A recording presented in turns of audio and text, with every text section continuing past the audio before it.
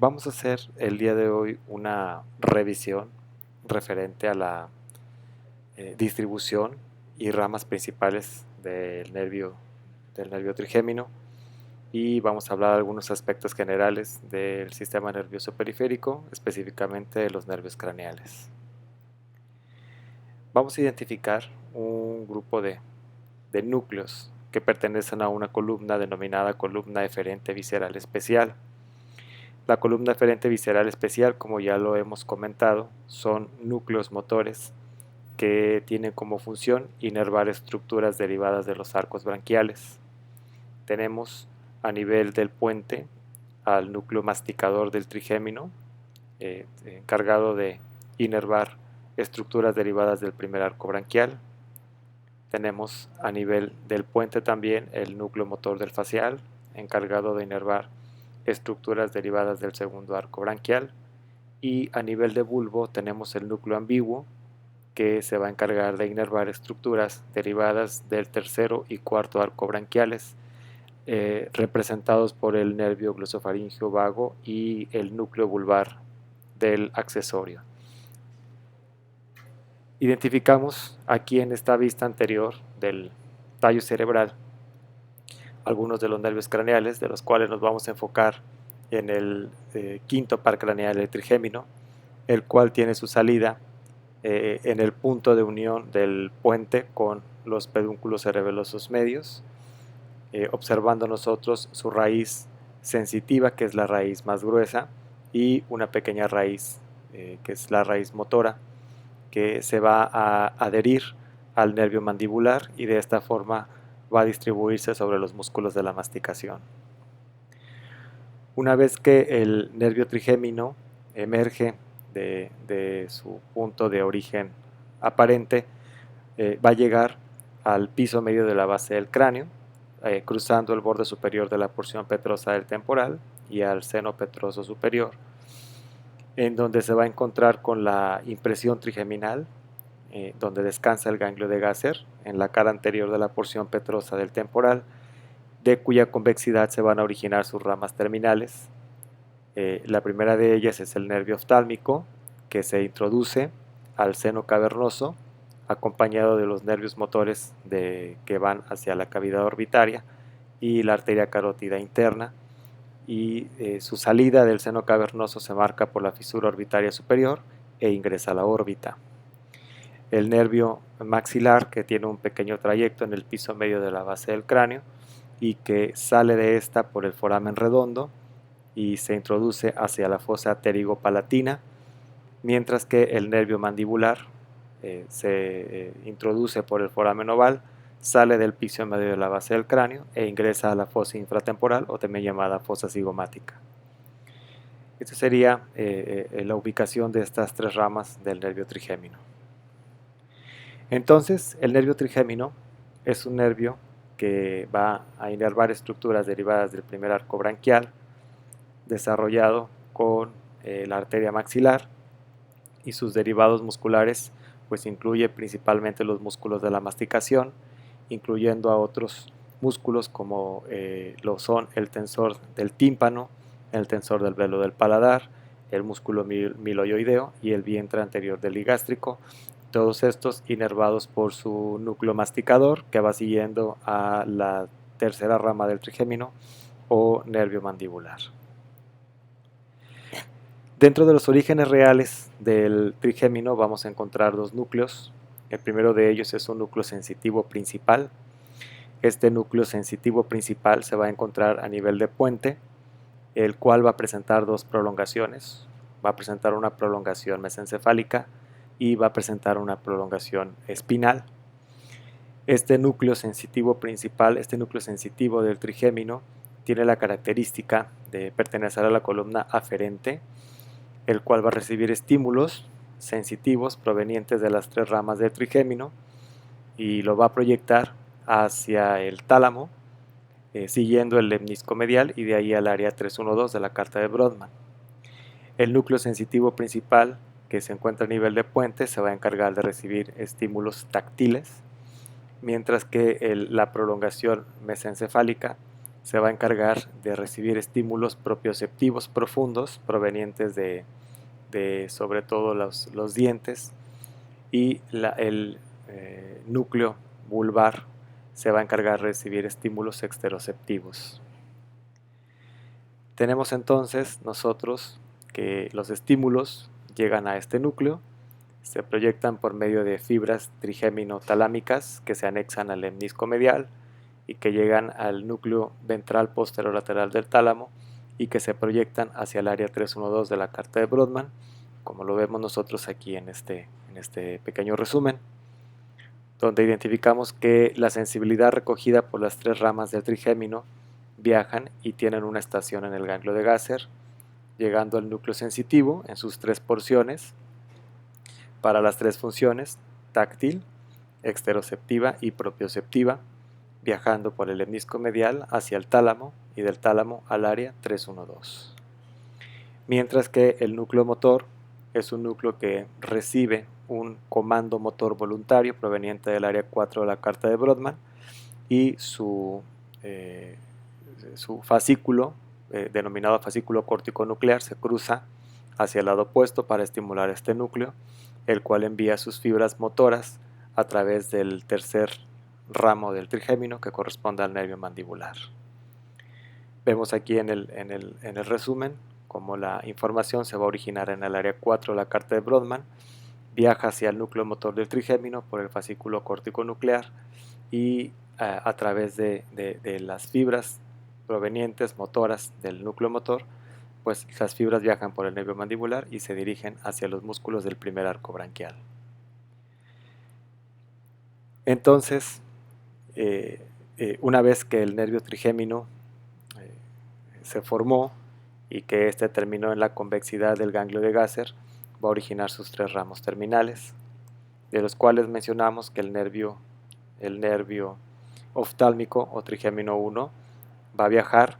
en el interior del seno cavernoso, como lo podemos ver nosotros aquí en este corte coronal, en donde identificamos que en la pared del seno cavernoso se encuentra el nervio oculomotor,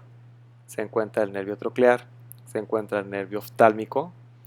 rama del trigémino 1, y dentro del seno, pegadito aquí a la arteria carótida interna, se encuentra el nervio abducens. Aquí en la imagen el libro de Netter nos esquematiza al nervio maxilar. Sin embargo, el nervio maxilar pues se encuentra más dirigido hacia el piso medio de la base del cráneo, relacionado por supuesto con la pared lateral del seno cavernoso. ¿Cuál es la salida del seno cavernoso? La puerta de salida del seno cavernoso se va a llamar fisura orbitaria superior. Esta fisura orbitaria superior marca la entrada de todos los nervios motores que acabamos de mencionar a la cavidad orbitaria, de los cuales nos vamos a enfocar nosotros en las tres ramas terminales que va a originar el nervio oftálmico. El primero de ellos se va a denominar nervio frontal, que como lo vemos en la imagen va a caminar sobre la pared superior de la órbita, el nervio nasociliar, que va pegado a la pared medial de la cavidad orbitaria, y el nervio lagrimal, que va caminando por la pared lateral. ¿Qué va a pasar con este nervio frontal? Bueno, pues el nervio frontal, cuando se acerca al borde supraorbitario, va a terminar por división en dos nervios. Si vemos nosotros aquí la imagen, vamos a identificar cómo el trigémino de su ganglio de Gasser origina el nervio oftálmico, que termina por división en un nervio frontal que camina por la pared superior de la órbita, un nervio nasociliar que camina por la pared medial y un nervio lagrimal que camina por la pared lateral. Nervio frontal va a terminar por división en dos nervios, denominados frontal interno y frontal externo, o también llamado nervio supratroclear y nervio supraorbitario. ¿Cuál es la función del nervio supratroclear o frontal interno? Pues es distribuirse sobre la piel del párpado superior,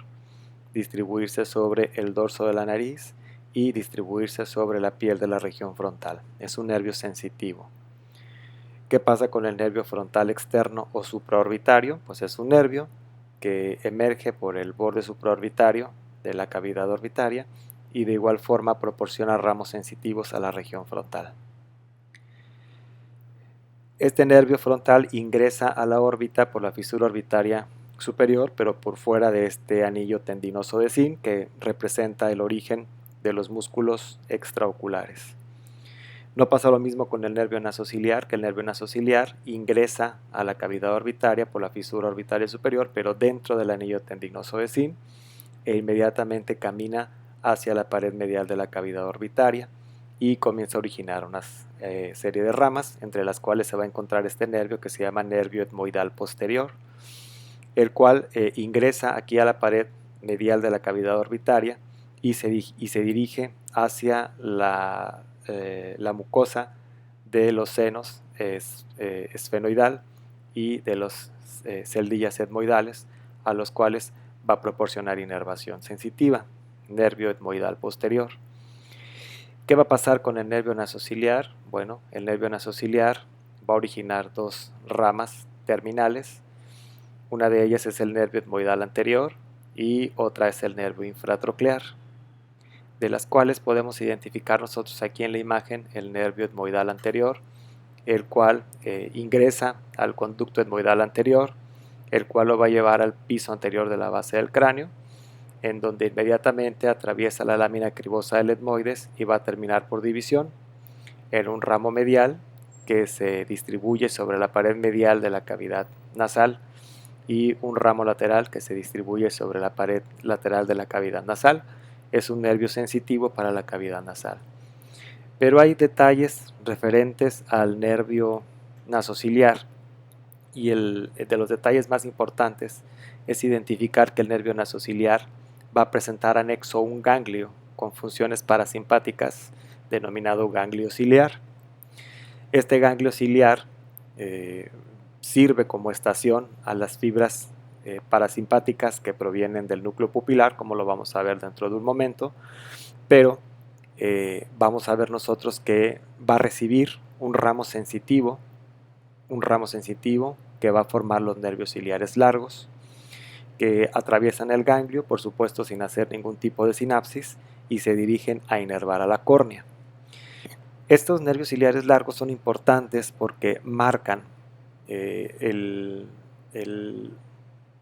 brazo aferente del reflejo corneal. Identificamos nosotros los nervios ciliares largos, si se estimula la córnea, los cuales van a enviar el estímulo hacia el nervio oftálmico, del nervio oftálmico al ganglio de Gasser, del ganglio de Gasser se dirige hacia el puente, en donde va a hacer su sinapsis con el núcleo sensitivo del trigémino, y por fibras internucleares se va a conectar con el núcleo motor del facial, el cual va a enviar fibras motoras por su brazo eferente, viajando por el nervio facial, hacia el músculo orbicular de los párpados, el cual va a cerrar la hendidura palpebral. Recordando los elementos nosotros de un arco reflejo, tenemos al receptor, que sería la córnea, brazo aferente, que viaja por los nervios ciliares largos, por el nervio oftálmico, por el ganglio de Gasser, y llega al centro de comando nervioso que corresponde al puente, en donde están los dos núcleos, el núcleo sensitivo del trigémino y el núcleo motor del facial, y el brazo eferente viaja por el nervio facial hacia el músculo orbicular de los párpados, que corresponde al efector. Otro detalle importante es que del ganglio ciliar se van a originar una serie de nervios denominados nervios ciliares cortos, los cuales van a perforar el extremo posterior del globo ocular y se van a dirigir hacia un músculo que se llama músculo esfínter del iris, por el cual va a viajar información parasimpática, como lo vamos a ver a continuación. Recordamos nosotros a nivel de mesencéfalo que se encuentra un núcleo denominado núcleo pupilar, perteneciente a la columna eferente visceral general, el cual, para poder llegar a su efector, que es la pupila, pues tiene que viajar por el nervio oculomotor o tercer par craneal, en cuyo interior viajan las fibras parasimpáticas preganglionares. De igual forma, este nervio, el nervio oculomotor, envía un ramo anastomótico para el ganglio ciliar, por donde van viajando las fibras del núcleo pupilar y va a ocurrir una sinapsis, del cual a través de los nervios ciliares cortos viaja hacia el músculo esfínter del iris y va a producir miosis.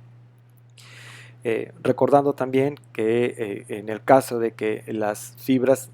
no hagan sinapsis en el ganglio ciliar, sino que hagan sinapsis en el ganglio epiescleral, las fibras viajan hacia el músculo ciliar, el cual va a producir contracción del músculo ciliar, relajación de la zónula de zinc y abombamiento del cristalino. Ese sería el detalle importante respecto a la función del ganglio ciliar. Recordando que el ganglio ciliar se encuentra anexo al nervio nasociliar.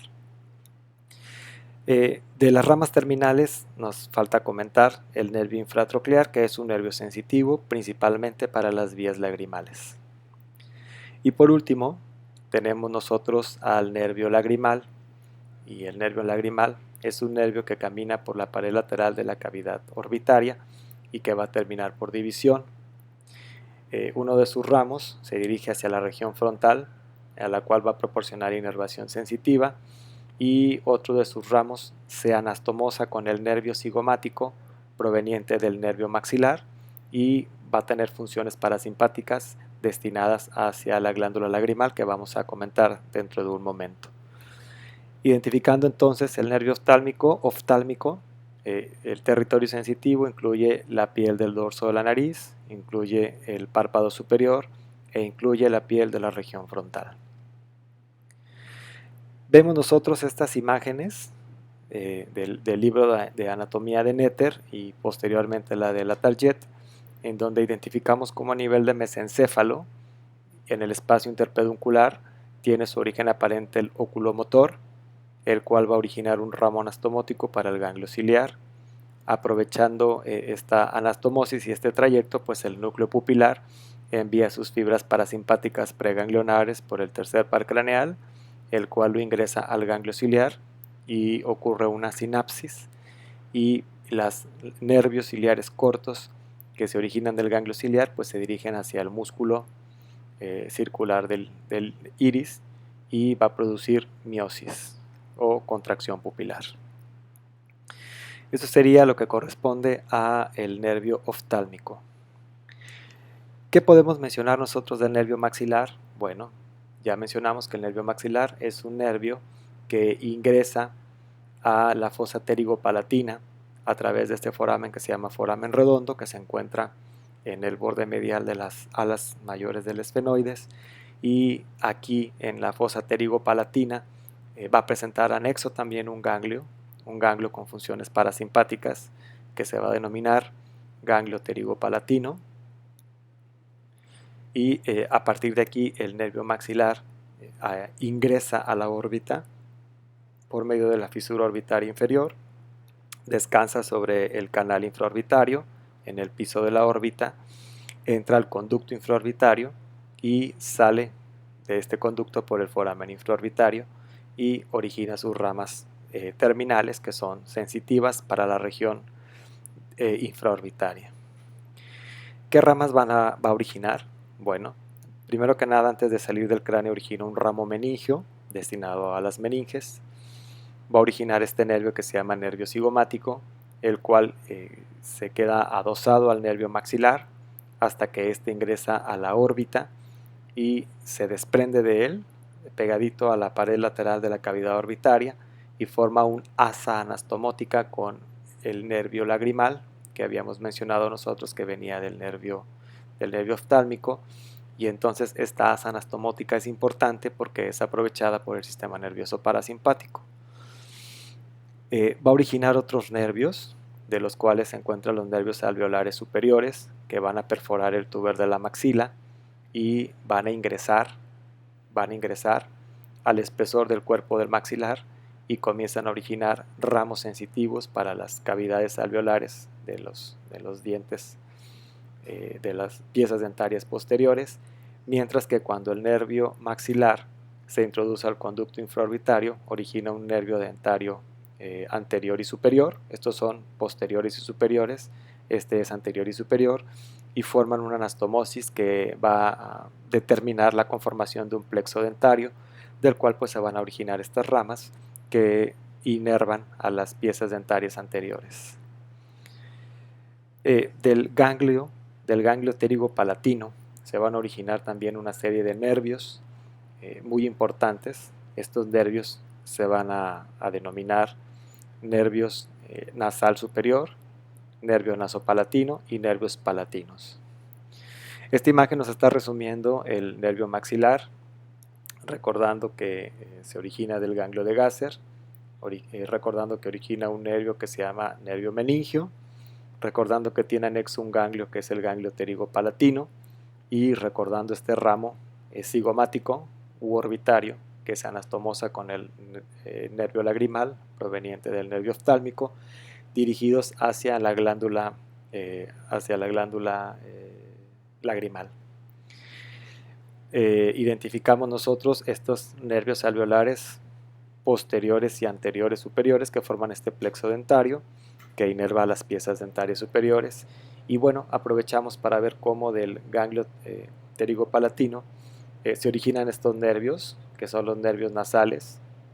En el caso del nervio nasal superior, destinado a la pared lateral de la cavidad nasal,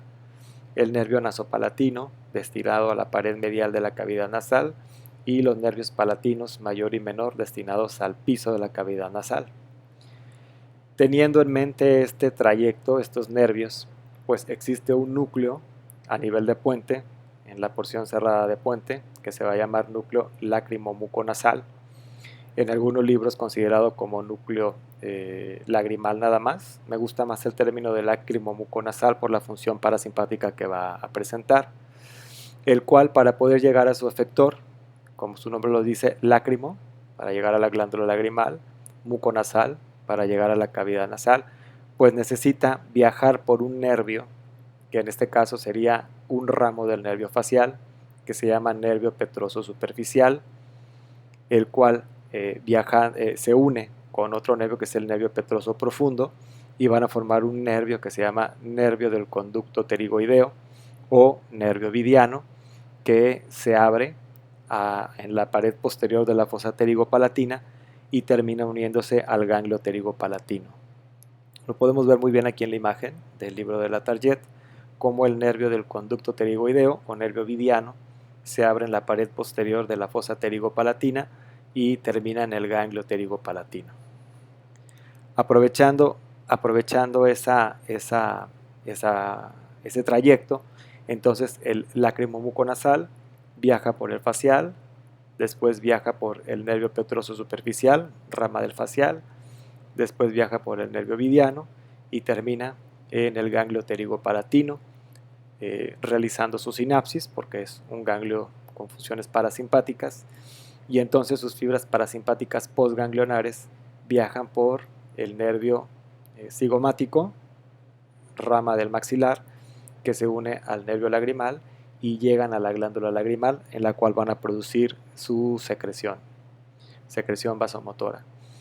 Y de igual forma, a través de estos nervios que ya mencionamos nosotros, pues llega la información a la cavidad nasal y se va a producir la vasomotricidad de la misma. Esas serían las funciones parasimpáticas. Lo identificamos aquí en la imagen del libro de Netter, donde vemos que el núcleo lacrimomuconasal efectivamente se va a encontrar a nivel de puente, viaja por el nervio facial, viaja por el nervio petroso superficial, que se une al nervio petroso profundo, forman el nervio del conducto pterigoideo o nervio vidiano, que llega al ganglio pterigopalatino,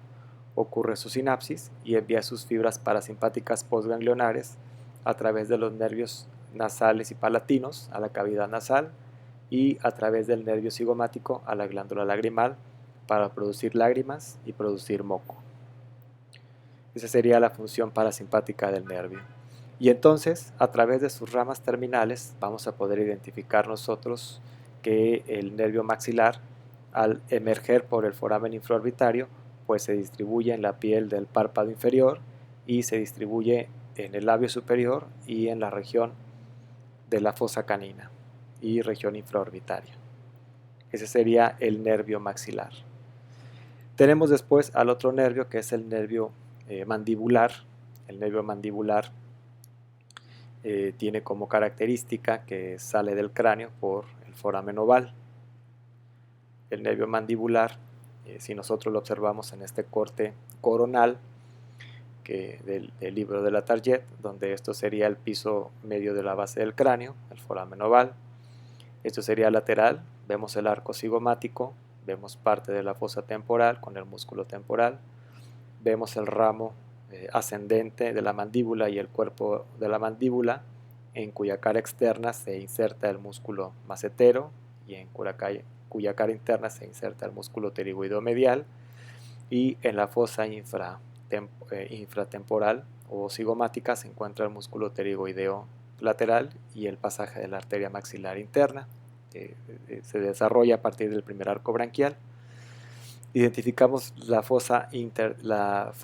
interpterigoidea, que la separa de estos músculos, que son el tensor del tímpano y el tensor del velo del paladar. Entonces el nervio mandibular, al momento de llegar a la fosa infratemporal, comienza a originar sus ramas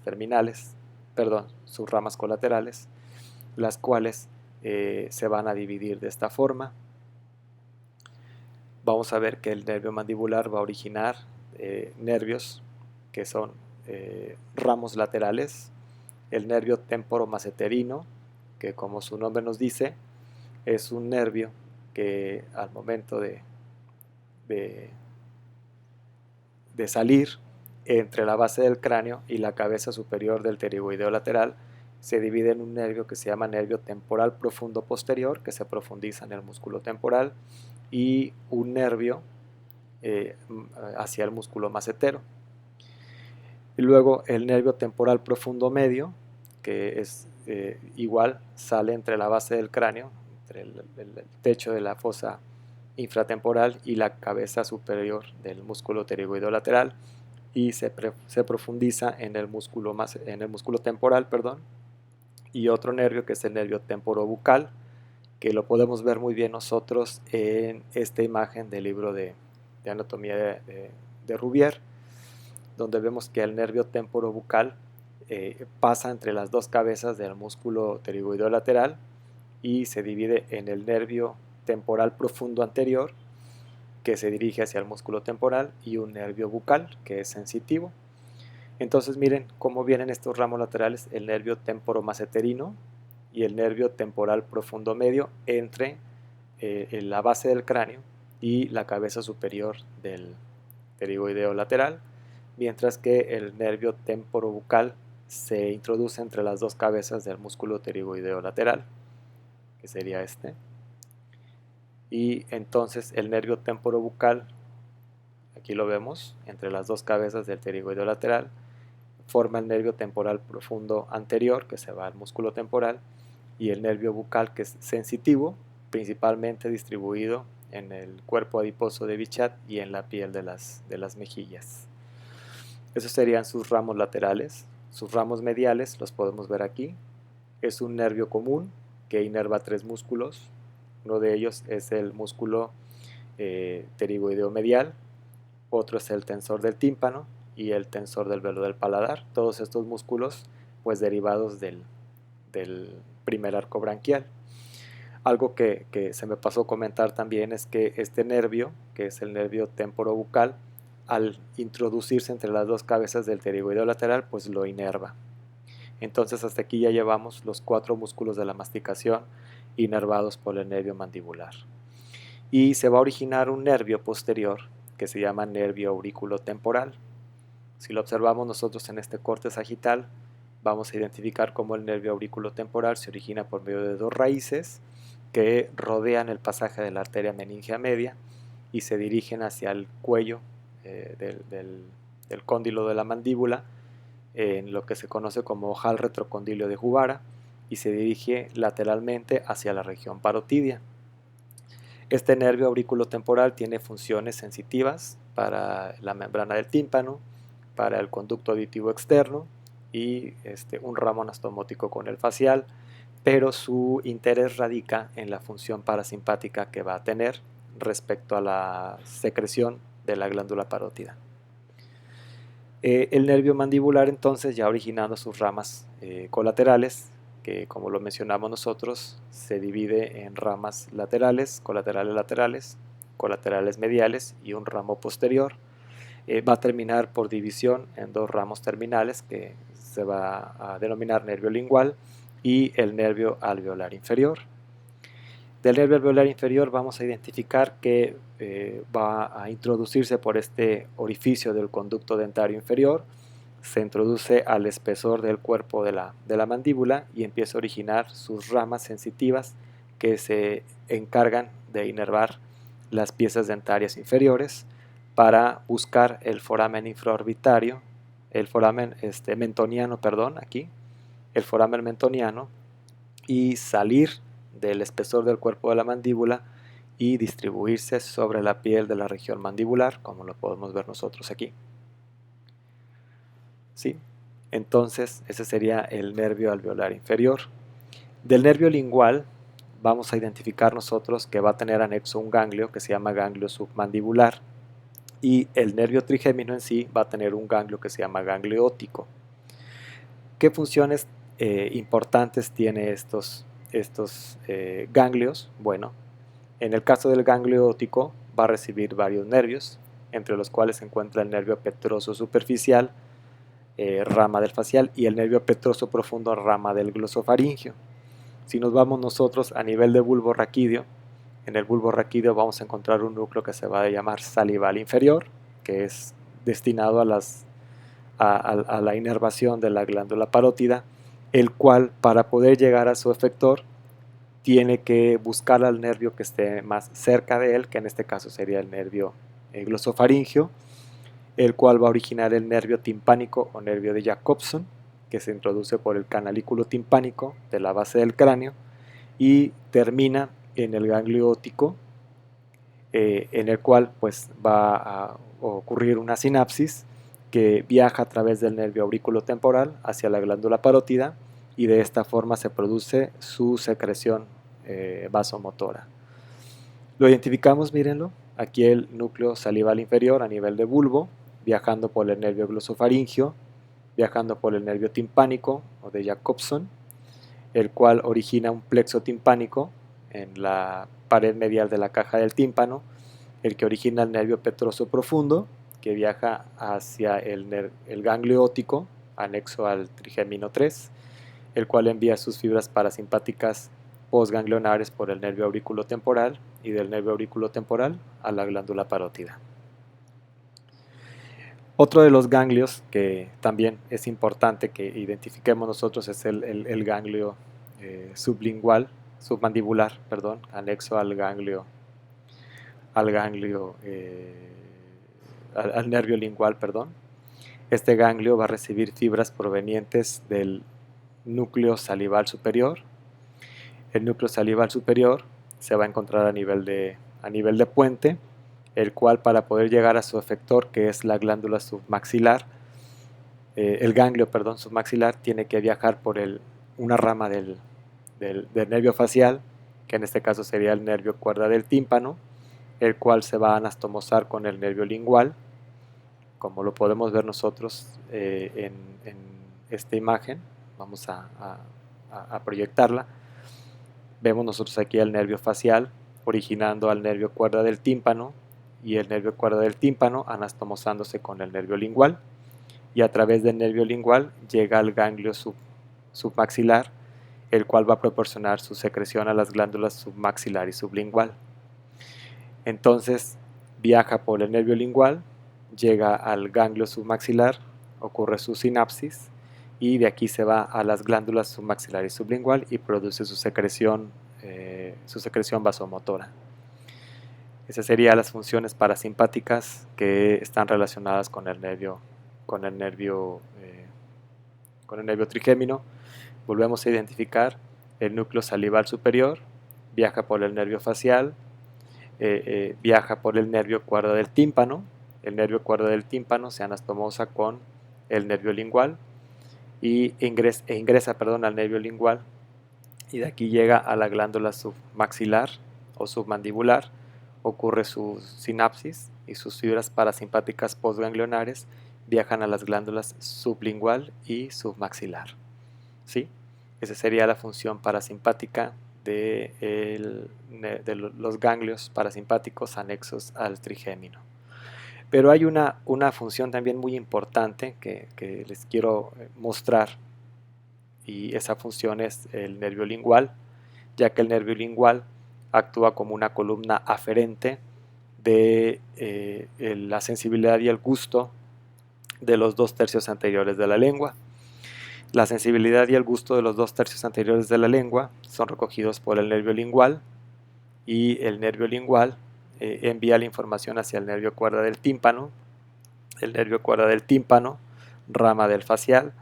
que es envía la información por el nervio intermediario del facial, el cual va a terminar en el núcleo solitario, que se encuentra a nivel de bulbo, y el núcleo solitario envía su información a través del lemnisco medial hacia el núcleo ventral posterolateral del tálamo, y de este núcleo del tálamo lo envía al área 312. Es importante la función del nervio lingual, sí, porque cuando existe una parálisis facial, estímulos aferentes no logran llegar hacia los centros nerviosos, y entonces una de las primeras manifestaciones pues son alteraciones del gusto y alteraciones de la sensibilidad de los 2/3 anteriores de la lengua, ¿sí? Esa sería la función del nervio trigémino, y pues con esto me despido, esperando que sea de utilidad para ustedes, y nos vemos en el siguiente video. Muchas gracias.